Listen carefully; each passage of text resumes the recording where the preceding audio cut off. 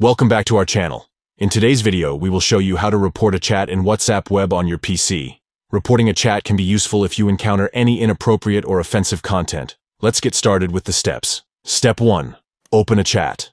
To begin, open WhatsApp web on your PC and select the chat that you want to report. It can be an individual or a group chat. Step 2. Click on More. Next, locate the three-dot menu icon at the top right corner of the chat window. Click on it to access additional options. Step 3. Select Report. From the drop-down menu, choose the Report option. A confirmation prompt may appear, asking you to confirm your decision. Click OK to proceed. And that's it. You have successfully reported the chat on WhatsApp web. Remember, reporting a chat should be done responsibly and only when necessary. WhatsApp takes user safety seriously and will investigate reported chats accordingly. Thank you for watching this tutorial on how to report a chat in WhatsApp web on your PC. If you found this video helpful, please give it a thumbs up and consider subscribing to our channel for more useful tips and tutorials.